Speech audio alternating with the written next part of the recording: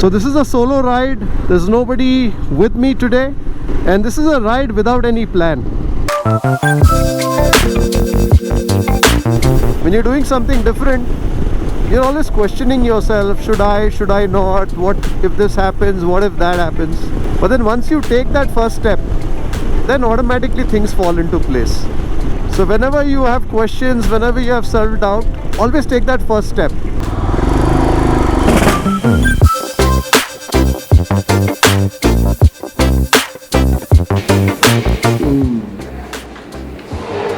And the texture of the meat, it's soft, juicy and pink. This is a sort that बस पिघल जाता है मुंह में. I'm enjoying that biryani. Hi folks, hope you're doing well. Stepped out for a ride on a Saturday this time, and on the Himalayan. It's been a while since I rode the Himalayan, so I said let's ride the Royal Enfield Himalayan today. And actually I've not been doing any riding for the last 3 weeks. Today is a Saturday, one of those rare Saturdays that I'm riding because I have something happening tomorrow, so I know I'm not going to be able to ride tomorrow. So I said no excuses, let's get on the motorcycle and ride. So this is a solo ride. There's nobody with me today, and this is a ride without any plan. I've only picked the direction that I'm going to ride in, and I'm riding in the direction of Salem. I don't know if I will go all the way to Salem, whether I'll go to Yercaud, or whether I'll just stop at Shoolagiri or Krishnagiri. You know, I read this somewhere. Young riders pick a destination and ride. Older riders just pick a direction and ride. And that's something that I'm doing today. Just picking a direction, ride on the highway, national highway towards Salem, and see where that leads us. You know, ideally I should be doing some state highway somewhere, some mild off-roading on this motorcycle, but I haven't really planned this today. Just filled some fuel, so I've got a full tank, and also checked my air pressure. I'm riding this motorcycle after nearly a month. The challenge when you're late though, plenty of traffic as you get out of the city. And it's a Saturday, not even a Sunday, so I expect the traffic to be a little heavy. Also quite warm. The sun is beating down on me. I can feel the wind. I can hear it too. When I'm riding the Fat Boy, I have a big windshield in front of me, so there's very little wind buffeting. Of course here you have this windshield, but it's not the same. What's nice about the Himalayan is that when you're on 5th gear, you can be at 30 or 40 and you can go all the way to 100. That's a fairly wide range to work with, so you don't really need to work the gears, the clutch, etc. So for instance, I'm on 5th gear now. I just touched 100, but I can be at 40 even and the engine doesn't knock or anything of that sort. When you step out late, there's always that inertia. You know, you're thinking it's too hot, too much traffic, all of that. And that's what was going in my mind as I stepped out around close to 9 o'clock. But then once you get on the motorcycle and you know, start to leave the city, the traffic eases out. It's sunny, but then there's a breeze that's hitting you. And then you get into this motorcycling zone. So therefore the important thing is always that first step, to fight that inertia. And if you succeed in that first instance, that's it. I think it's like pretty much anything in life, right? When you're doing something different, you're always questioning yourself, should I not, what if this happens, what if that happens. But then once you take that first step, then automatically things fall into place. So whenever you have questions, whenever you have self-doubt, always take that first step. Once you take the first step, you'll take the second step, the third step, and then you'll know. But if you don't take that step, you'll never know. You'll never get out. Oh, poor doggy. What are you doing on the tollway? Going the wrong way. Today wasn't a planned ride, so ideally I should be carrying a tank bag so I can just whip out whatever change I need to hand out at the toll. They should have a fast tag for motorcycles as well. Well, but then there aren't too many tolls where they charge motorcyclists. Return. One of the challenges that I have when I've not ridden the Himalayan for a while is that my muscle memory is so tuned to the Fat Boy. So when you're working the controls, so the horn in the Fat Boy is here, but in the Himalayan it's down here. The turn indicators are here, but in the Fat Boy the left is here and the right is here. So there are those changes that you need to be mindful of. Okay, I'm a little confused now. This, does it have to be here or here? I'm not sure.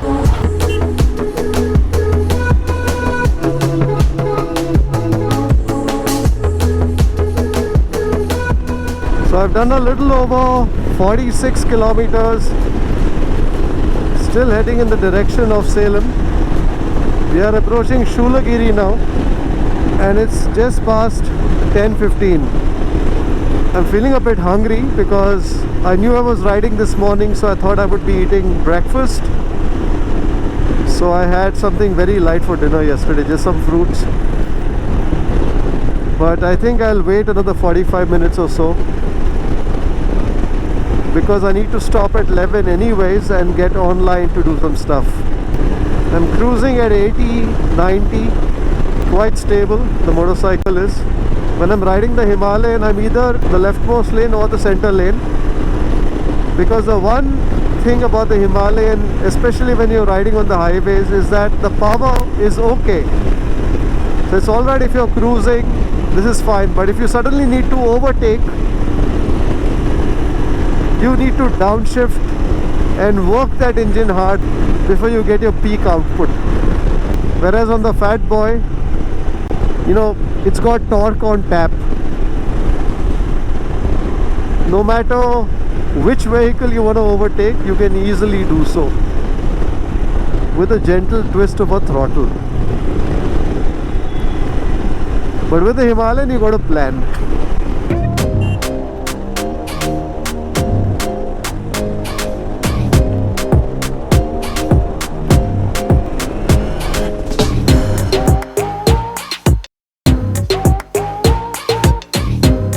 On certain open roads, I'm trying to see how much I can push it.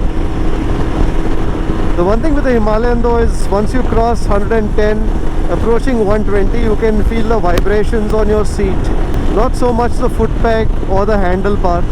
This is a BS4 version. So I think between the time that the Himalayan first came out and the BS4 version, they had ironed out most of the kinks along the way, and I think that vibration was a big part of it. So when you're riding, typically your usual riding band till about 100-110 is absolutely smooth. Once you nudge closer to 120, that's when you feel a bit of vibration at the seat, and as you hug the tank you feel a bit of it here too. But other than that, it's quite a smooth machine, and I'm sure the 2021 model that was just released would have been further fine-tuned. So barring that surge of power which you don't really get when you're on the highway, this makes for a pretty decent all-round sort of a motorcycle in the light engine category. The second aspect, which to me is a negative about the Himalayan, is the fact that there's no tubeless option for the tires. So that's the one thing that I'm quite apprehensive of, getting a flat in the middle of nowhere, and especially if you're solo, it can be a bit of a challenge. So I've got Formula X that's been injected into the tube, and I hope that works. I haven't had an opportunity to check whether it works up until now, and I'm hoping it stays that way. But yes, it would have been nice if the Himalayan also had option of a tubeless rim and tire kit. Would make life a lot more hassle-free.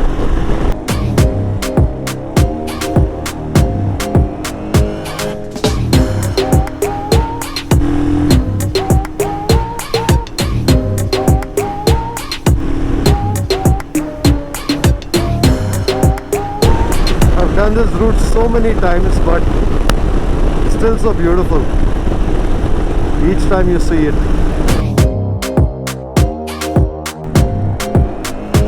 So slight change in plans. I've taken the left towards Chennai now, and I realized Ambur is only about 53 minutes from here, roughly about 40 kilometers. So it's been a while since I've tried the Ambur biryani. So I thought, let's go to Ambur and taste the Ambur biryani. So that's the plan, and that's the reason why we took left from the Salem highway towards Chennai. This is a lovely road.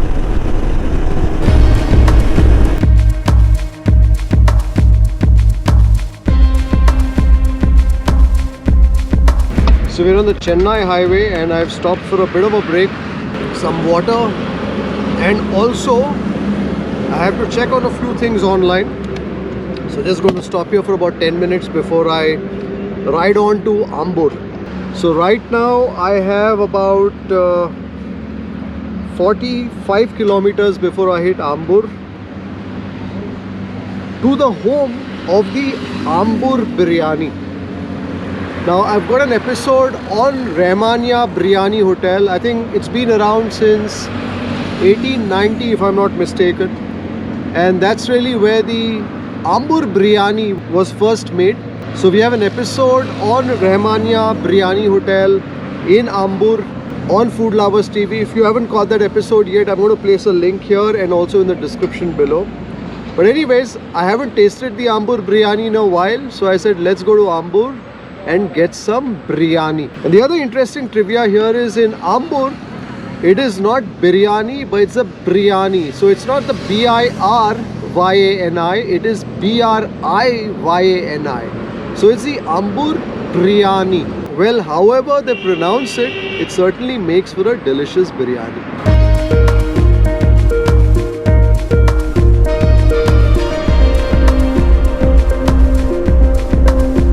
This Chennai route is such a wonderful road to ride on. Most of the highway is divided. You can see ahead for a considerable distance. Even if you need to stop, etc., you can do so well in time. 13 minutes to get to Ambur, to get to Rahmania. And I must say I'm really hungry.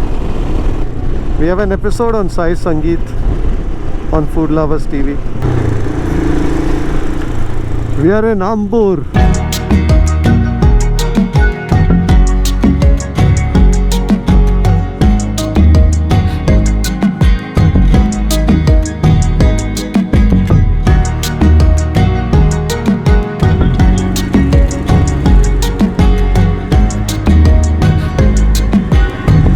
Well, we are in the heart of Ambur. This is the Ambur market, and Rahmania is right up there to my left.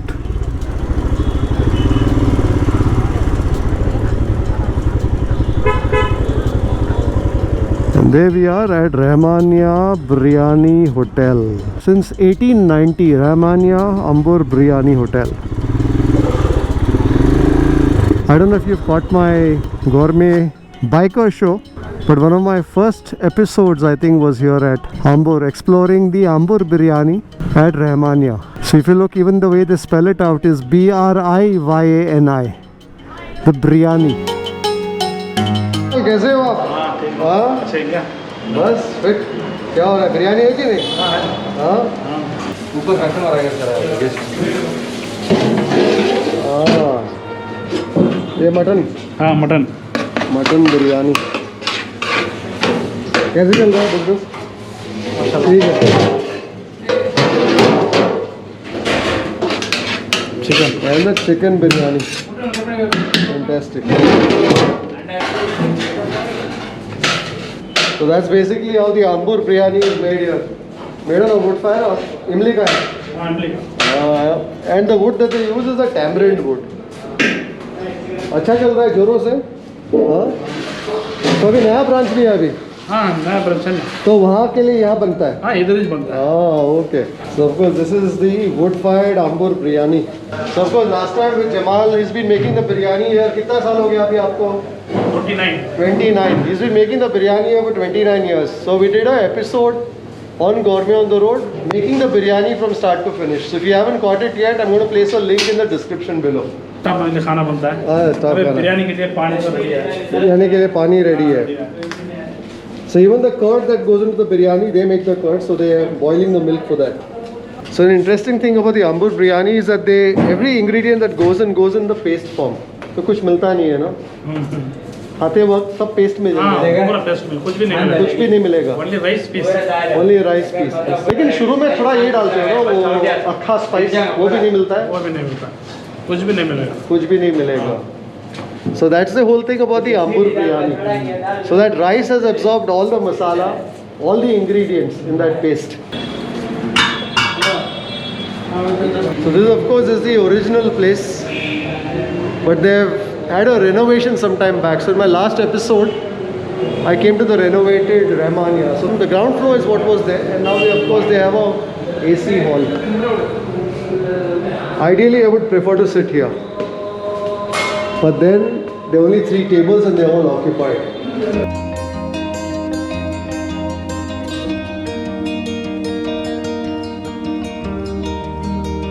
Biryani देना mutton biryani और एक leg piece देना chicken leg piece. So of course out here it's the mutton biryani that you should be ordering. And the best thing is that they serve you the biryani on a banana leaf. There's nothing like eating off a banana leaf. I'm quite looking forward to tasting this biryani. It's been a while since I've tasted the ambur biryani. The ingredients that go into this biryani is ground into a paste, whether it's the ginger, whether it's the garlic, the tomatoes, the masala, the chilies, etc. Everything is ground to a paste and then that goes into that biryani, into that making of the pakki akhni. So this is a pakki akhni style of a biryani. So they make the meat curry, the meat masala before, and then the rice gets added, gets layered on top of that meat masala or the akhni. And so when you're eating this biryani, you don't get any of the ingredients to the bite. That's the speciality of the biryani. So the rice would have absorbed all the flavor of that masala. Where are you from? Chennai. Chennai. Yeah. From Chennai you went to Mulbagal. Yeah, 4 o'clock we started in the morning. Went to Mulbagal, and on the way came to Ambur. And My goodness. So that's a diehard food lover, I think. Huh? How was the Dosa Hotel? oh, it was great. Great? Yeah, thanks for your videos. And my brother is a great fan of your Oh, channel. nice. What's his name? Karthik. Karthik. Yeah. Great. Thank you so much. Welcome. So you finished your biryani? Yeah, just now I had it. How was it? It was good. Yeah. So this was also after watching your video. You came here? Yeah. Oh, fantastic. So I'm lucky to meet you then. Thank you. On the day that you visited 2 of the establishments that we featured. Yeah. Thank you so much. Great. Have a good ride back. Thank you. I hope to come to Chennai sometime. Mutton biryani, salad, kuchumbar. Okay, thank you.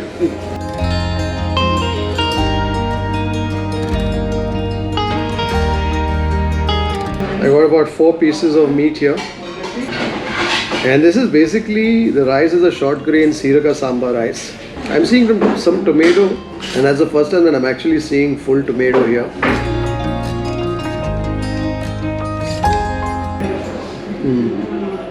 You know, this is a biryani that is not effusive in its aromas.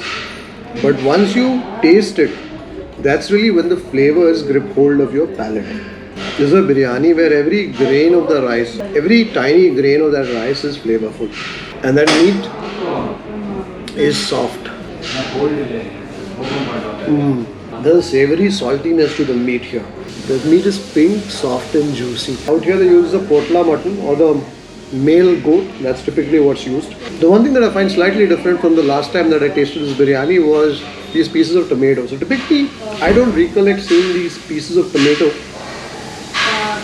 because everything is crushed. Everything is crushed to a paste and then added to that meat. You're also tasting the warmth of that red chili spice. And typically they use a Kashmiri chili powder here. So it gives that color but isn't too fiery when it comes to the heat. A sort of fat that just melts away. Karagi ho gate. You also have some fat pieces. The pieces are quite small. These are not those large pieces that you would typically find in some biryanis. The pieces are small with a fair bit of meat. And what you need to do is squirrel away at that meat, introduce it to your rice and taste almost every mouthful of the rice with a bit of meat. The meat is juicy. So there's the onion salad and also some baigan ka salan. But I'm just enjoying the flavor of the rice and the meat. The flavors of the meat are just amazing. I think I'll go with that chicken leg piece too now. So this is basically chicken marinated in a masala that's then deep fried. I think there's some chaat masala that goes on top as well. That bird is moist and juicy. I'm on the verge of running out of my mutton biryani pieces. So I guess that's where these sides come into play. Just to help you marry some meat with that rice if you've run out of the mutton. I'm gonna go back to that biryani rice. The only thing that I'm feeling sad about is that my meat pieces are almost done. But then this is a rice that's flavorful enough to be savored by itself. There's a tiny piece of meat that I found in that rice. Once you're done with all your pieces, that tiny bit of meat is like manna from heaven. Let's go for some of that salan now. Baigan ka salan. Slightly khatta. I think from the tamarind. Charge kar dena meko. Meko 2 tukda meat dena. I've got all that rice that's waiting to be savored. The rice is flavorful by itself. But then I've ridden about 150 kilometers on the motorcycle just to savor this biryani. So I'm going to make the most of it. So I've asked him for a couple of extra pieces of meat, which I will obviously pay for. Till then, I'll taste some of that chicken leg piece. And masala is quite flavorful. So the main act here is that mutton biryani. Acha, ek full biryani le aaya. Thank you. Well, he's got a second biryani for me. I don't know if I'm going to eat the rice, but I'm definitely going to eat some of that meat. So the Ambur biryani is a biryani which has a lot of nazakat. It's a biryani that's subtle in its flavor. So if you're expecting a biryani to be hot, spicy, like an Andhra sort of a biryani, well, this is not the biryani for you. But if you like your biryani to be delicate, very subtle in its flavors and its aromas, this is certainly a biryani that you will enjoy.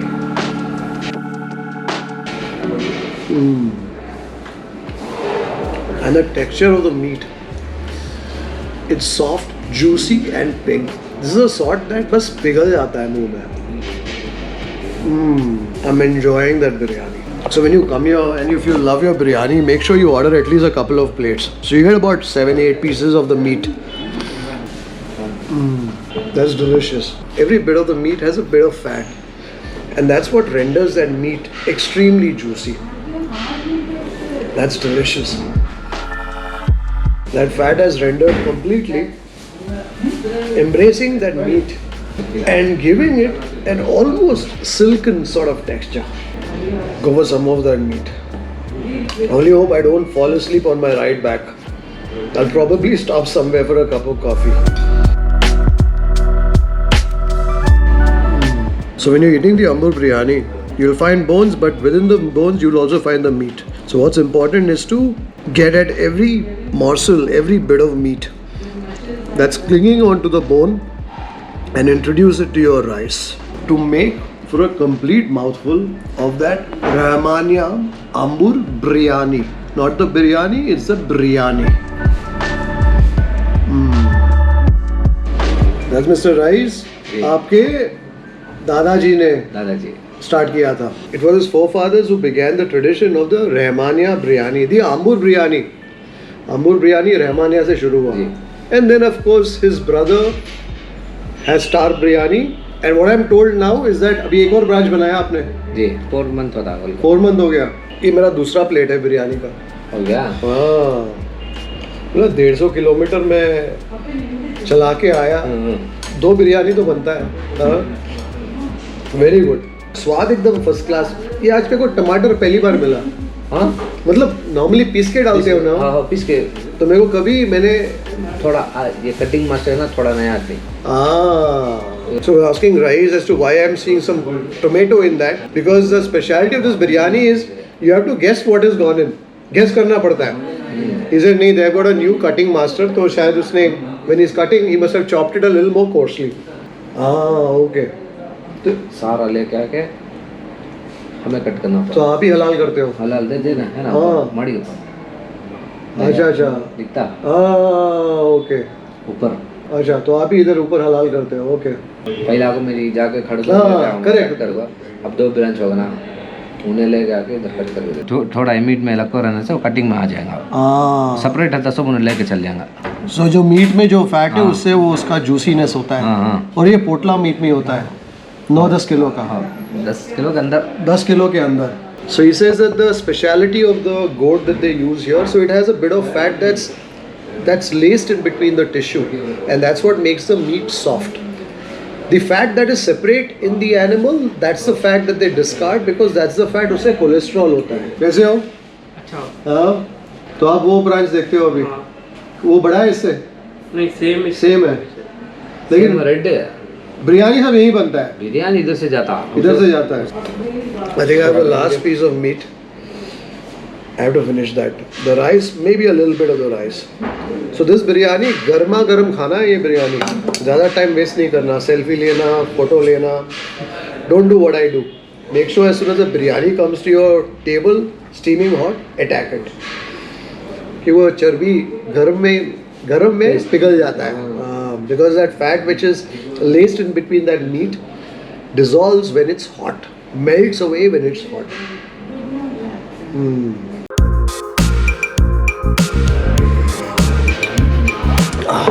That's just what you need after 2 plates of that Ambur biryani here at Rahmania. Because they don't make the Suleimani here, but they have got me the Suleimani from a tea stall across the road. I've been here 4 times, I think in the last 4 or 5 years, but each time that biryani has been special. This is a place that has a legacy. This has a legacy of 130 years because the first Ambur biryani was made by their forefathers in 1890.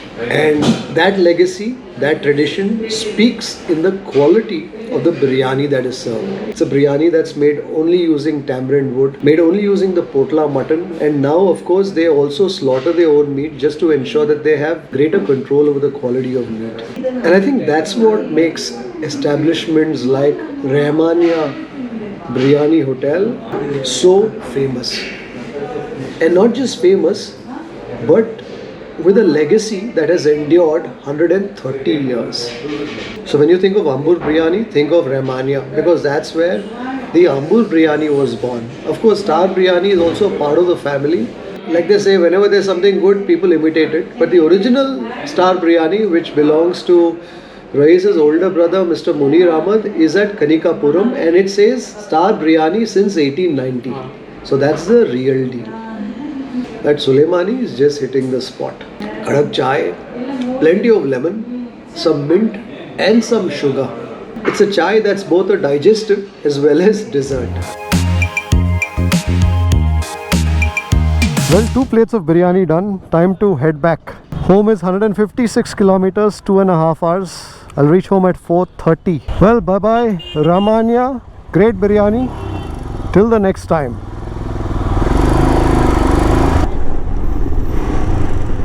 I hope you enjoyed this very special Rahmania Ambur Biryani moto vlog.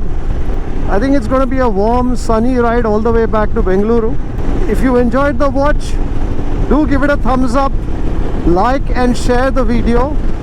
And if you haven't subscribed yet, do subscribe to the channel and I'll see you on the next one. Bye-bye.